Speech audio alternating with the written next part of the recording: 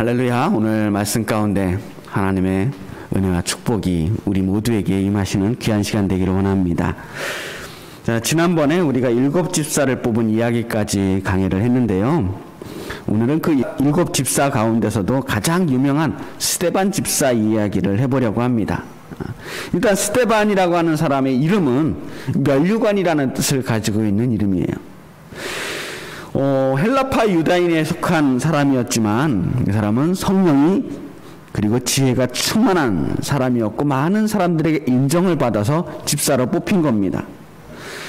그리고 스데반이 그야말로 은혜와 능력이 충만해서 그 백성들 가운데 놀라운 일과 큰 기적을 행하고 있었다고 합니다. 워낙에 탁월한 능력을 가지고 있었기 때문에 이 사람은 자기에게 맡겨준 이 구제하는 일뿐만 아니라 복음을 전하는 일도 열심히 했던 거예요. 그리고 그런 과정 속에서 정말 이 스데반 집사를 통해서 정말 놀라운 일과 기적들이 날마다 일어나게 됩니다. 이렇게 많은 사람들에게 인정받고 성령까지 충만하고 능력이 뛰어났던 스데반이었지만 하지만 그 반대로 스데반을 반대하는 사람도 생겨나게 되었습니다. 자, 9절 말씀 읽어보겠습니다. 이른바 자유민들, 즉 구레네인, 알렉산드리아인, 길리기아와 아시아에서 온 사람들이 회당에서 어떤 자들이 일어나 스데반과 더불어 논쟁할세.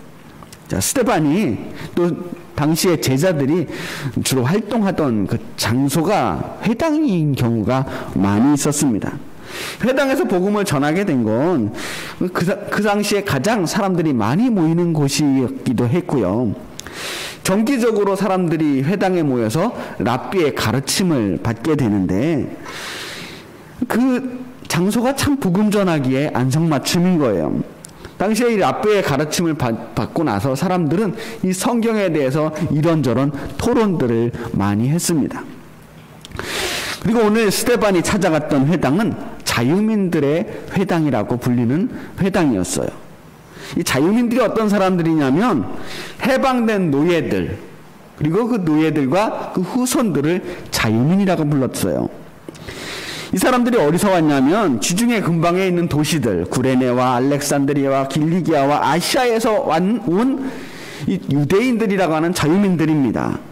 예전에는 그렇게 이방 땅에서 노예로 살던 사람들이 어떤 계기로 자유민이 된 거예요.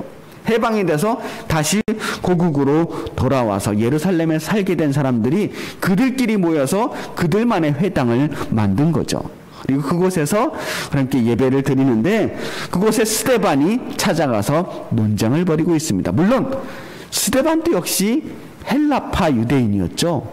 그래서 그들과 문화적 배경이 같아요.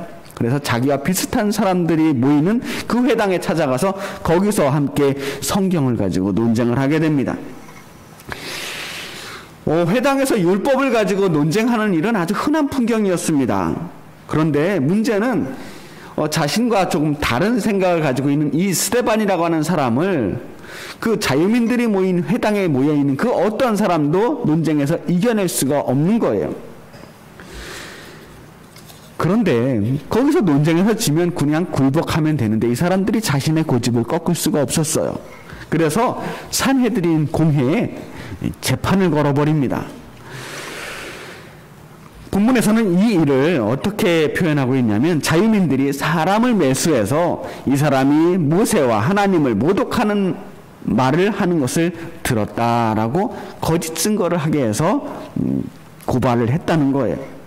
그리고 그 일로 스데반은 산헤드린 공회에 잡혀와서 재판을 받게 됩니다.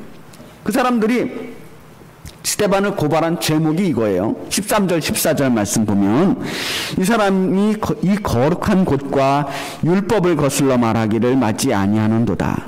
그의 말에 이 나사렛 예수가 이곳을 헐고 또 모세가 우리에게 전해준 규례를 고치겠다 함을 우리가 들었노라 하거늘. 스데반의 제목은 이 거룩한 곳, 성전, 하나님 계신 성전과 율법을 반대한다는 제목입니다. 성전과 율법을 반대한다. 이 성전 때문에 고국에 돌아온 사람들이에요. 율법을 지키기 위해서 회당에 모인 사람들이에요. 당시 회당에서, 그것도 자유민들이 모인 이 회당에서 대놓고 싸우자고 시비를 걸었다는 거예요. 왜 그러냐? 이 자유민들이 어떤 사람들이냐? 아까도 말씀드렸지만 이방에서 노예로 살다가 마침내 해방되어서 고국으로 돌아온 사람들입니다. 이방 땅에서 그들이 노예로 살면서 여전히 유대인이라고 하는 정체성을 가질 수 있게 한 힘이 뭐였냐면 율법이고 성전이었어요. 이방 땅에서 밤낮 그리워했던 게 저 예루살렘 성전이었어요. 그 사람들은 날마다 예루살렘 성전을 바라보며 기도하면서 내가 언젠가는 저곳에 가서 예배해야겠다. 그들을 그 노예 생활에서 견디게 해준 힘의 원천이 성전이었단 말이에요. 그렇게 날마다 성전을 그리워하다가 마침내 노예에서 해방되었을 때 그들이 그곳의 삶의 터전을 버리고 예루살렘에 들어와 살게 된 겁니다. 자신들이 그토록 사모했던 그 성전에 조금이라도 더 가까이 와서 살고 싶었던 거예요. 죽더라도 가능하면 이 성전 가까운 데서 죽어야겠다라는 마음으로 그들이 모든 것을 버리고 예루살렘에 들어와 거기서 정착하게 된 게 자유민들이란 말이에요. 그러니까 그 사람들에게 있어서 성전과 율법은 보통 다른 사람들에게 가지고 있는 그러한 의미와는 좀 다른 더욱 간절한 의미들이 담겨 있었다는 거죠. 그런데 과연 스데반은 왜 그 사람들 앞에서 이런 예민한 주제를 가지고 이야기를 했을까요? 과연 중상모략해서 사람들에게 매수해서 거짓말로 이런 말 하지도 않았는데 했다고 한 것일까? 결론부터 말하면 스데반이 말한 게 맞아요. 그런 말을 했을 겁니다. 뭐 증인을 세우는 과정에서 어떤 뇌물이 오갈 수는 있었겠지만 적어도 스데반이 회당에서 율법과 성전에 대해서 비판적인 이야기를 한 것은 틀림이 없어요. 그 근거가 뭐냐? 스데반이 전했던 복음이 결국 예수님의 말씀이었단 말이에요. 그러니까 그 말씀, 예수님께서 하셨던 말씀을 그대로 전했는데 그 사람들에게는 그것이 율법과 성전에 반대되는 말씀으로 들렸다는 거죠. 자, 스데반이 사내들인 공회 앞에서 재판을 받게 됩니다. 그 자리에서 스데반은 이제 자신의 주장을 펼 수 있는 기회를 얻게 돼요.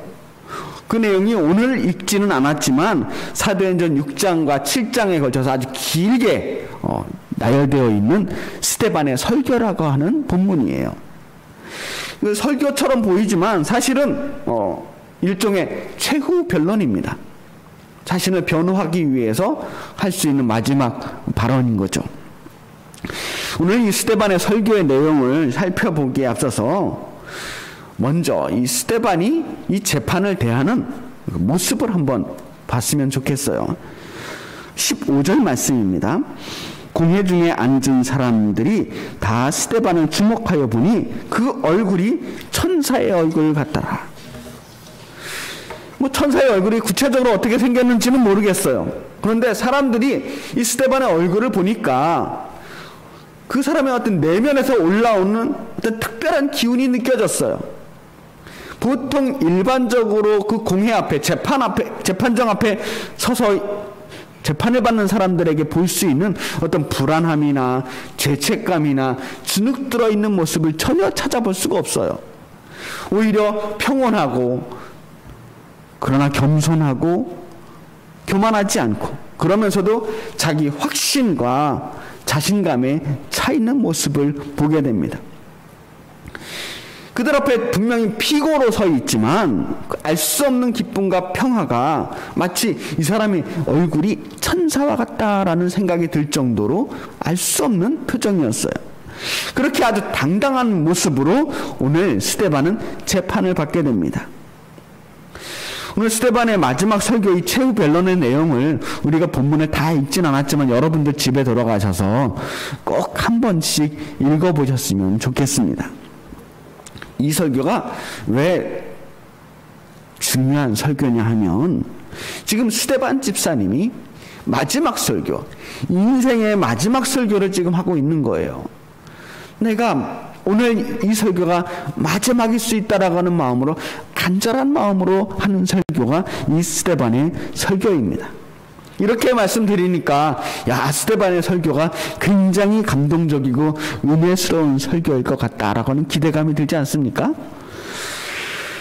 근데 사실 막상 읽어보면 뭐 그렇게 막 재밌거나 흥미진진한 이야기는 아니에요.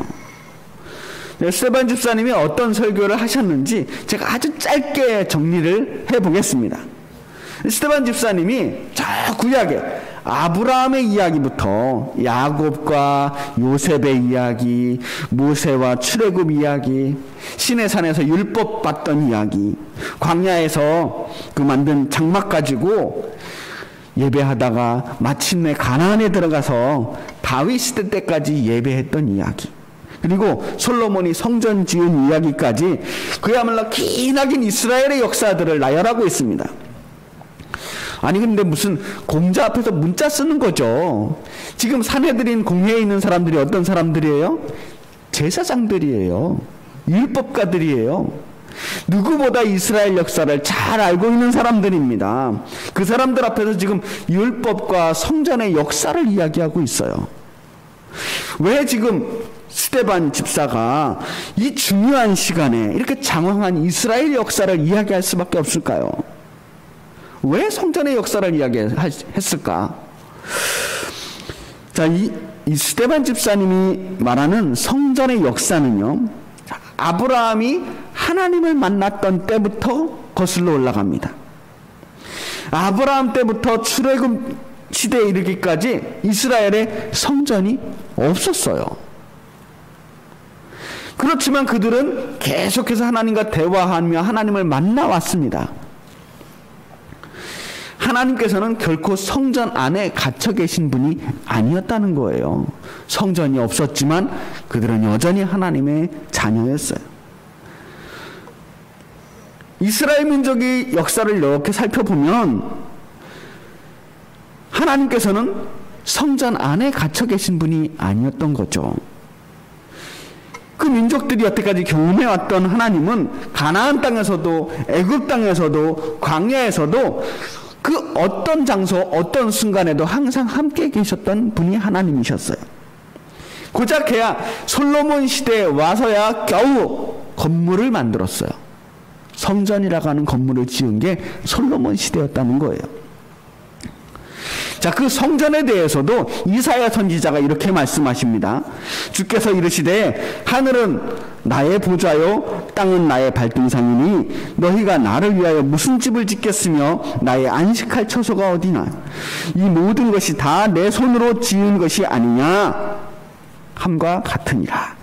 하늘이 하나님의 보좌고 땅이 하나님의 발등이라는 거예요. 온 세계가 하나님으로 가득한데 하나님이 무소부재하신 분이고 계시지 않은 곳이 없는데, 그런데 거기에 무슨 집을 지어놓고 하나님 여기서만 만날 수 있습니다, 여기만 하나님이 계십니다 하고 이 성전 중심의 신앙을 하고 있는 유대인들을 비판하고 있는 거예요. 어떻게 우리가 온 세상에 하나님이 계신데 이 장소에서만 예배할 수 있다고 말하느냐. 이 말은 당시 예루살렘 성전을 중심으로 자신의 권력을 누리던 그 사내들인 공회에 모여있던 그 사람들에게, 그리고 성전 중심의 신앙을 하던 그 자유민들에게 굉장히 정면으로 도전하는 말이 되었다는 거죠. 자, 스데반이 이 말을 한 이유는 바로 스데반이 성전을 모독했다가는 죄를 지었기 때문이었어요. 지금 스데반은 이런 식으로 항변하고 있는 겁니다. 제가 성전을 모독했다고요? 아니, 성전이 우리 신앙의 중심입니까? 우리는 성전을 믿는 사람이 아니라 하나님 믿는 사람입니다. 왜 하나님이 성전 안에만 있다고 생각하십니까? 그리고 이제 이어서 스데반 집사는 자신의 또 하나의 죄, 율법을 모독했다는 죄에 대해서 변호를 합니다. 제가 율법을 모독했다고 말하십니까?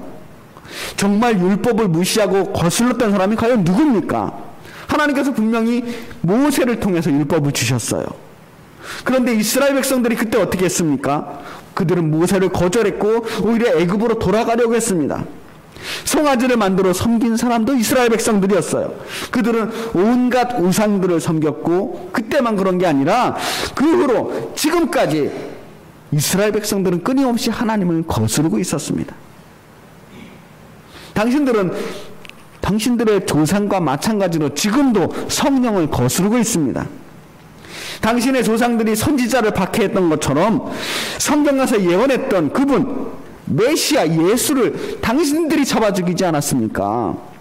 도대체 율법을 거스르는 사람이 누굽니까? 당신들이 아닙니까? 이게 지금 스데반 집사의 설교예요. 지금 스데반 집사는 목숨을 걸고 사내들인 공회를 향하여 정면으로 반박하면서 도전합니다. 내가 성전과 율법을 무시한 것이 아니라 당신들이 그런 거다. 당신들의 신앙이 잘못되었고 당신들이 율법을 거스르는 것이다 라고 말하는 겁니다. 지금 이 스데반 집사의 마지막 연설은 자기 변호를 하고 있는 것처럼 보이지만 사실은 그들 앞에서 하나님 과연 어떤 분이시고 그리스도는 어떤 분이신지를 증거하고 있는 겁니다. 왜 스데반 집사가 성전과 율법을 거스르는 말을 할 수밖에 없었는지 말하는 거예요.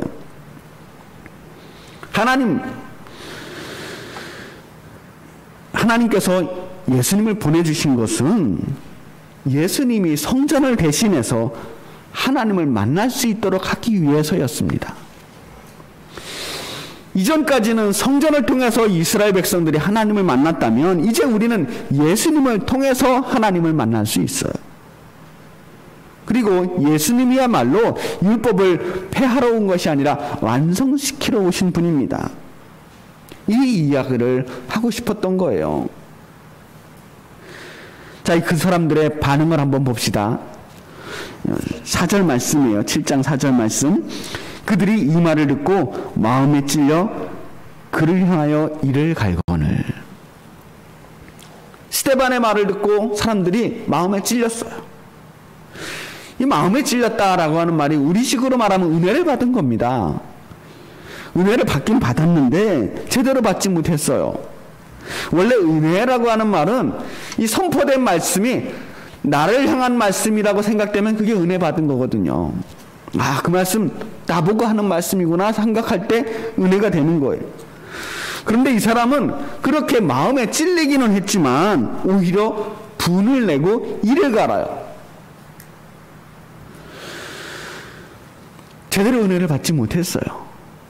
그게 나를 향한 말씀인 줄은 알았지만 그때 그들은 어떻게 이 잘못된 것을 고쳐야 할지 생각하지 않고 오히려 스데반에게 화살을 돌립니다. 사람들의 반응이 심상치 않은 그 순간에 스데반은 분위기가 심상치 않은 것을 아마 직감했을 거예요. 그때 스데반이 어떻게 하는지 한번 봅시다. 55절, 56절 말씀입니다. 스데반이 성령 충만하여 하늘을 우러러 주목하여 하나님의 영광과 및 예수께서 하나님 우편에 서신 것을 보고 말하되 보라 하늘이 열리고 인자가 하나님 우편에 서신 것을 보노라 한대. 지금 스데반 앞에는 군중들이 자신을 향해서 이를 바득바득 갈고 있어요. 스데반을 향한 분노를 감출 줄을 모르고 어쩔 줄 모르는 이 성난 군중들을 봅니다. 그런데 스데반은 그 사람들을 보지 않아요. 그 앞에 있는 자신을 향해 이를 갈고 있는 군중들을 보지 않고 성령이 충만해져서 하늘을 봅니다. 그리고 거기서 하늘의 영광을 보게 됩니다. 그리고 그 하늘의 영광 속에서 예수님께서 서 계신 것을 보게 됩니다. 지금 스데반은 하나도 두렵지가 않아요. 이제 자신을 위해 준비된 새로운 세상을 보게 된 거예요. 이제 스데반 앞에는 죽음의 공포가 아니라 하늘에서 기다리시는 그 예수님이 계신 겁니다. 오히려 정말 괴로운 것은 그 사내들인에 모여있는 군중들이었어요. 그 사람들은 자신의 분노를 어쩔 줄 모르고 결국 스데반을 거기서 즉결 처형하기로 결정합니다. 사람들이 소리를 지르고 귀를 막고 스데반을 잡아 끌어서 성 밖으로 이끌어냅니다. 성 안에서 사람을 함부로 죽일 수 없으니까. 근데 한번 상상해 보세요. 이 사람들은 어떤 사람들이에요? 어렸을 때부터 살인하지 말라고 배웠던 그런 배운 사람, 율법을 배운 사람들이에요. 스스로 거룩하라고 하다고 자부했던 사람들이에요. 그런데 자신들을 지키고 있던 그 껍데기, 성전과 율법이라고 하는 그 든든한 보호막이 공격받는 순간 그 사람들은 더 이상 존경받는 성전과 율법의 지도자들이 아니었어요. 집단 광기와 걷잡을 수 없는 분노에 사로잡힌 군중들에 불과했습니다. 그 사람들은 스데반 집사를 이번에 그냥 끌어내 이 자리에서 죽이기로 한 거예요. 사실 정식으로 사람을 재판에 걸어서 사형에 시키려면 로마의 정부에 위탁을 하는 게 맞습니다. 당시 이스라엘 백성들에게는 사형권이 없었어요. 식민지였기 때문이죠. 그러나 번거롭게 헤롯이나 빌라도에게 올라가서 문제를 크게 만들고 싶지 않았습니다. 예수님 십자가에 매달았던 사건 한번 경험했잖아요. 그 일들이 얼마나 일을 복잡하게 만드는지 한번 경험해봤단 말이에요. 그래서 이번에는 더 이상 번거롭게 일을 만들지 말고 여기서 그냥 끝내자고 결정한 겁니다. 그래서 스데반을 돌로 쳐 죽이는 거예요. 이렇게 해서 스데반 집사는 기독교의 첫 번째 순교자가 됩니다. 자, 우리 스데반 집사님이 마지막 순교를 당하는 순간에 남긴 말을 한번 봅시다. 59절 60절 말씀이에요. 스데반이 부르짖어 이르되 주 예수여 내 영혼을 받으시옵소서 하고 무릎을 꿇고 크게 불러 이르되 주여 이 죄를 그들에게 돌리지 마옵소서 이 말을 하고 자니라. 어디서 많이 듣던 말씀 같지 않습니까? 예수님께서 돌아가실 때 남겼던 말씀과 너무나 비슷해요. 예수님께서 돌아가실 때 아버지 내 영혼을 아버지 손에 부탁하나이다 라고 하셨어요. 근데 스데반은 주 예수여 내 영혼을 받으시옵소서. 또 예수님이 아버지 저들의 죄를 사하여 주시옵소서 자기들이 하는 것을 알지 못함이니이다. 근데 스데반도 주여 죄를 그들에게 돌리지 마옵소서라고 해요. 절대 우연의 일치가 아니에요. 스데반 집사는 지금 자신이 죽어가면서 예수님을 떠올렸고 자신도 예수님처럼 죽기로 결심한 겁니다. 정말로 예수님처럼 죽고 있는 거예요. 산헤드린이 예수님을 죽였던 것처럼 지금 스데반을 죽이고 있고 스데반 역시 지금 자신의 죽음을 예수님처럼 죽어야겠다고 담담하게 그 죽음을 받아들이고 있는 거예요. 이렇게 스데반은 첫 번째 순교자가 됩니다. 자, 스데반 사건은 당시에 교회로 몰려든 수많은 사람들에게 아주 충격적인 사건이었을 거예요. 예수님을 믿는다는 것이 얼마나 위험한 일인지 당시에 사람들이 그 분위기상 막연히 짐작은 했었습니다. 왜냐하면 예수님 십자가에 돌아가신 것을 자신들도 알고 있고 본 사람들도 있으니까요.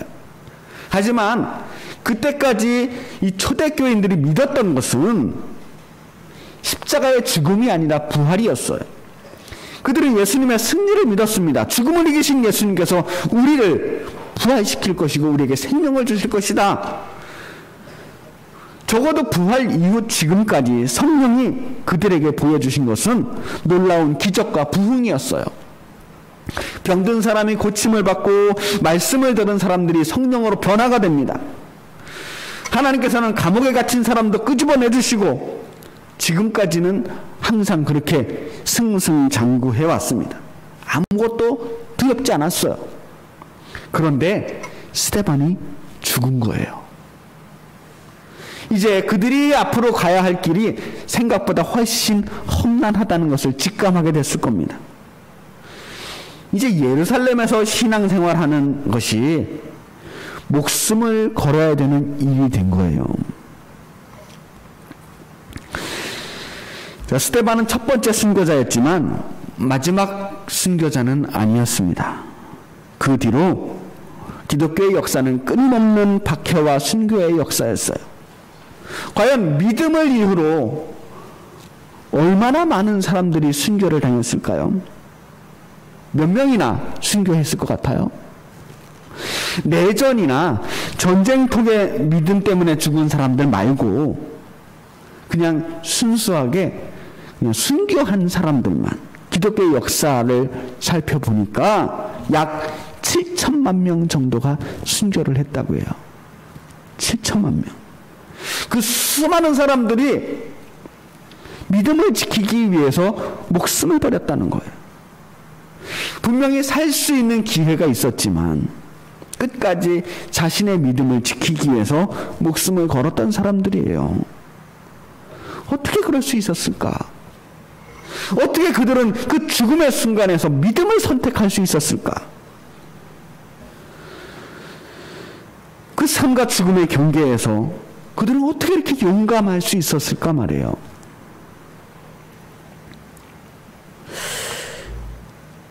과연 나는 그렇게 할 수 있을까? 그런 질문을 하게 돼요.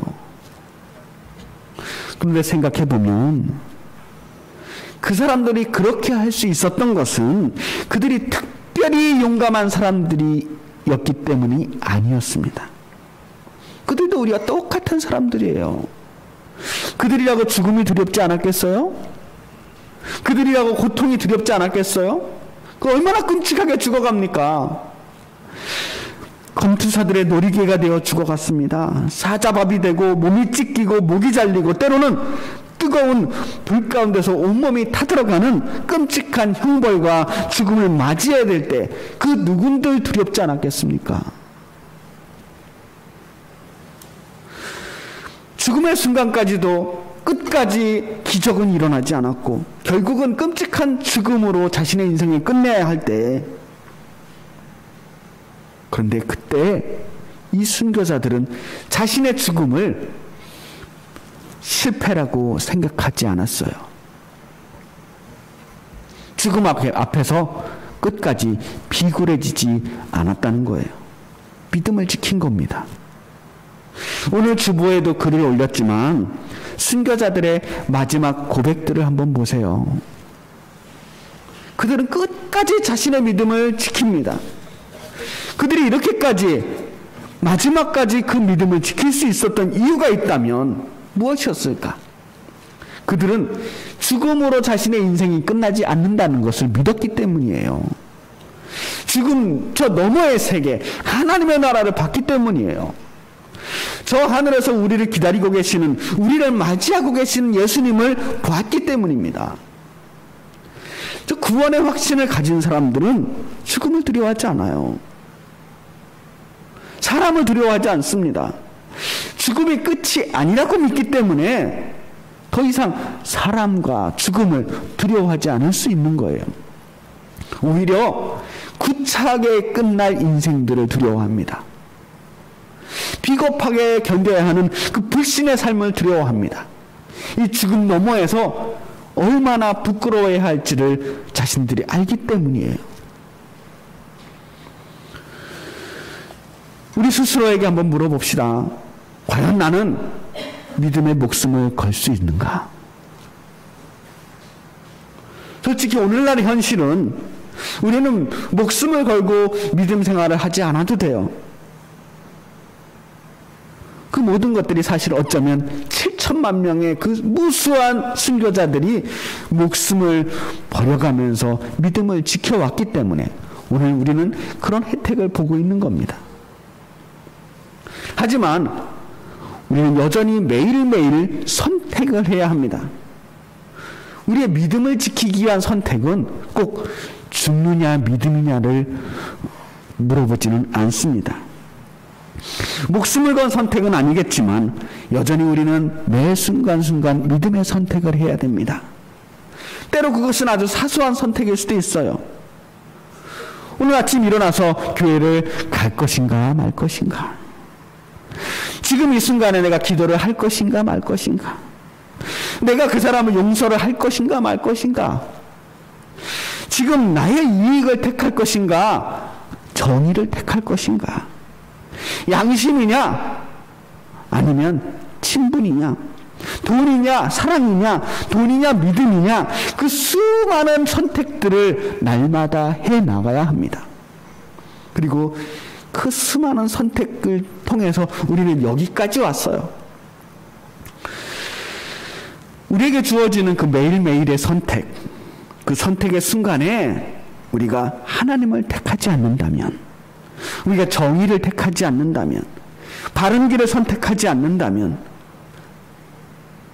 우리가 목숨을 건 선택에서 어떻게 순교를 선택할 수 있겠어요?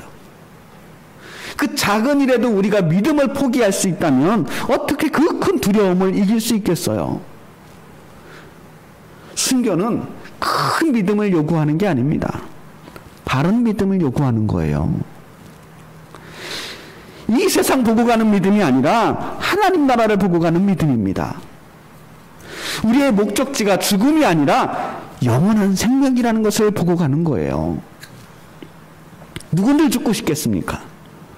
그런데 우리의 진짜 생명은 우리의 이 육신의 죽음 너머에 있는 영원한 생명에 있다는 것을 믿는 사람들이 우리 그리스도인들 아닙니까? 그러니까 스데반은 지금 죽음을 선택한 것이 아니라 영원한 생명을 선택한 거예요. 순교는 죽는 길이 아니라 영원히 사는 길이었던 거죠. 예수님께서 우리를 위해 죽으신 것은 우리를 살리려고 하신 것입니다.